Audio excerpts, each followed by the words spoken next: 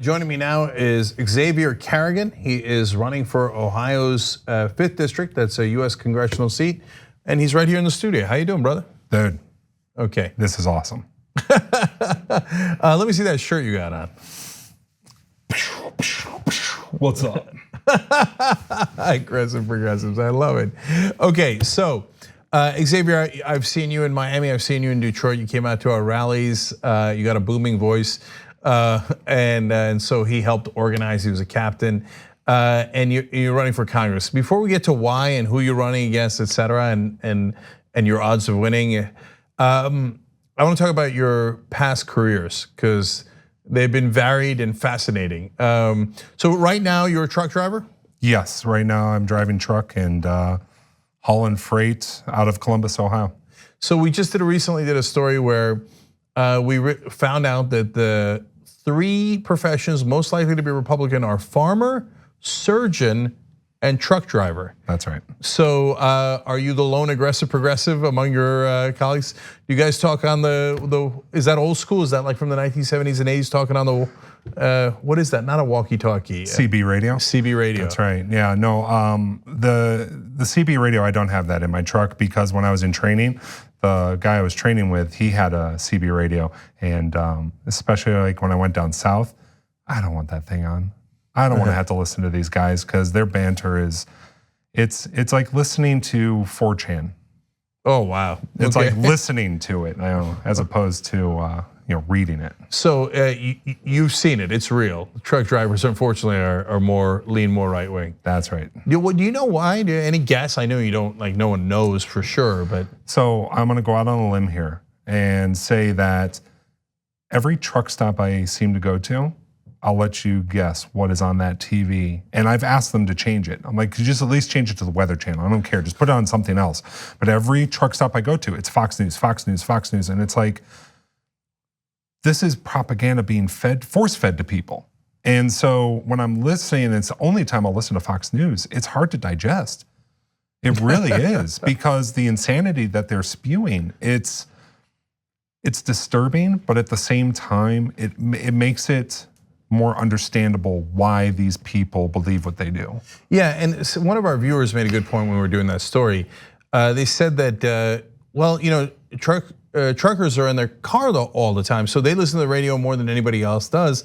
And the right wing owns radio; they dominate radio. There's almost no liberals on radio. That's right, but there's absolutely no excuse now for any truckers or anybody who does extensive traveling to not listen to podcasts, to not open up YouTube and listen to other ideas, other ways of thinking. And for myself, like I'm constantly listening to you guys, and I am going to mention other shows. Like I listen to Jimmy Dore, I listen to even Tom Hartman, I listen to Richard Wolff, I listen to numerous people on the left wing, and I even from time to time will even listen to some of the right wing shows because it's important. And this is something I even taught my students when I was teaching at universities. I said, Sun Tzu really said it best: know thy enemy.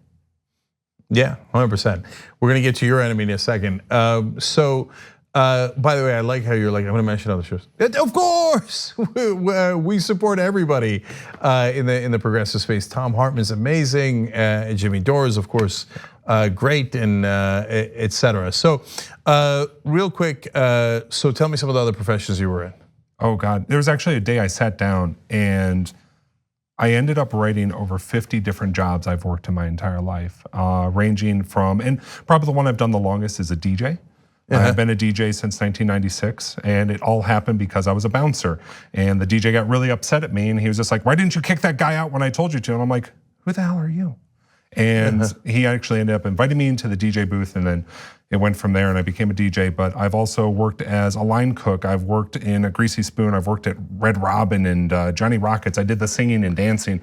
I've worked in factories. I've worked as a baseball umpire. I worked for the Department of Transportation. I worked as a graphic designer, as a computer repair person. I've worked in sales and can't stand sales, but. And so my favorites were ring announcer and cage fighter. Ladies and gentlemen, boys and girls, welcome to the main event of the evening. That's right. I love that. Okay, Mark Thompson, watch out. Here comes Xavier. All right, so let's talk about the race. it's a heavily Republican district. Bob Latta is a terrible guy and is your congressman, and that's your eventual opponent. We'll get to him in a second. Anybody else in the primary? Yeah, there's one other gentleman I've met in the primary so far, Nick Robundo, and the irony of him being in the race is we both went to the same high school. Oh, really? Yeah, and he seems like a good kid. I really didn't get to meet him too much. We did an event together at the same time.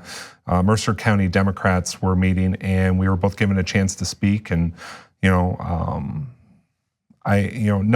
to downplay him too much, but I mean, he really looked and sounded like the standard politician. Like, you've trained to talk to people in this way. And when I got up in front of everybody, I said to myself, I'm like, be you, just be you, because all of my friends tell me, they're like, don't be a politician, be yourself, because that's what we love. 100%. And when 100%. I did that, I was thanked by the chairman, who said, keep doing that. Yeah, goddamn right. So what made you want to, you didn't need the 51st job, right? So what made you want to run for office? I have a couple of reasons. You're definitely one of them.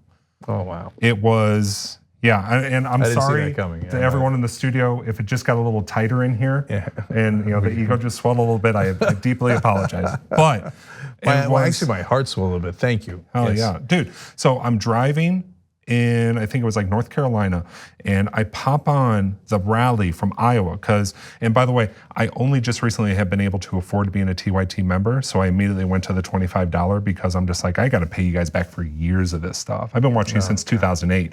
But you were at the rally in Iowa, and you specifically said, my father was asking, who's gonna do something about it? You just said it in the last segment. Who's gonna do something about it? And you're like, me. I'm gonna do something about it. And I sat there in the truck and I was like, yeah, why not? Why not me? Why not you? Why not anybody? Because we're in this position because of the career politicians. We're in this position because, and I tell people this all the time, the only way for evil or bad people to succeed is for good people to do nothing. So do something. Do something good for everybody. So, and Xavier, you're on first of all, I love every part of what you just said, and thank you. But the part, of course, that I love most is, look, you'd be surprised at what you can accomplish. And so, especially in seats like yours, where the Democratic Party has given up on the seat. So what they'll do is they'll send in a guy who is a business owner, knows a lot of rich people, super polished, will have cufflinks or whatever, and that standard person, right? But there's a lot of forgotten districts in the country where they're like, oh, we don't want to waste money trying to run against Bob Latta. And then they don't, they just leave it open. Step in, run like a real person, run super aggressive, run like an aggressive progressive, right? There you go. Yeah. And you never know what you can accomplish. So that's pretty neat. You now have an excellent chance of winning the primary. Yeah. And then you can put some damage on Latta. And so tell us about the incumbent. What's wrong with it? He actually refuses, and I spoke to the gentleman who ran in 2018, and everyone else tells me the same thing. He refuses to debate. And so my goal, my mission between now and November of 2020 is to call his punk ass out. Bob Latta, I know you're scared. It's okay. Come on in. The water's fine. Yeah, but Xavier's in the water, so you're in a world of hurt. Oh, it's a big splash. So, all right, so look, one more thing about Latta. So what has he done? Does he support Trump a lot? What's wrong with him? Yeah, he is quite literally the embodiment of the do-nothing congressman. He collects a paycheck. He barely writes any legislation. He'll vote the party line no matter what. And one of the things that broke my heart recently is I was at the county fair. It was in my hometown area because District 5 has 13 or it's like almost 13 counties involved. And I went to the Wood County Fair, and that's in my hometown, Bowling Green, Ohio. And I was sitting in the Democratic booth, and this girl comes up and And I introduce myself and I say I'm running for US Congress, and she's just like, I hope you win. And I'm like, okay, I'm sorry to hear that. What's wrong? And she's just like, Bob Latta said he was going to show up to our event and his secretary showed up. Oh, that reminds me of Crowley when he sent someone else to debate in his place against AOC. How'd that turn out? Yeah, let's put that one on replay. Yeah.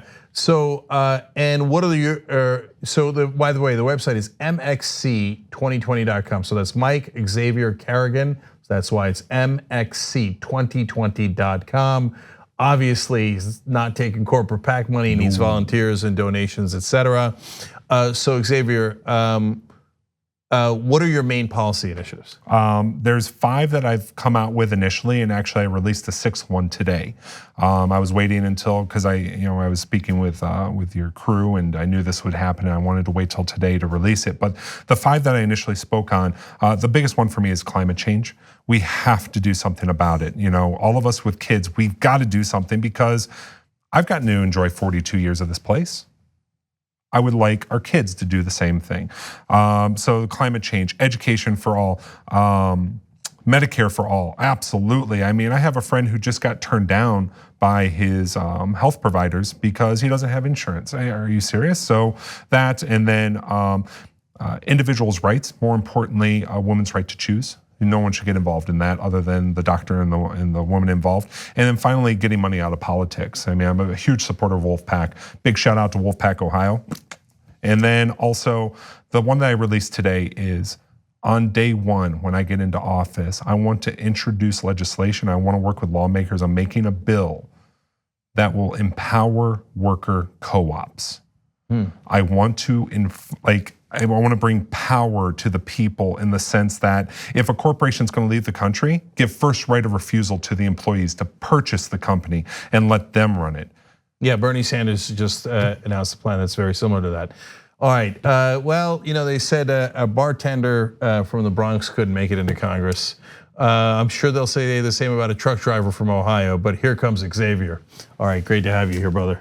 Great to talk with you. All right, everybody, mxc2020.com.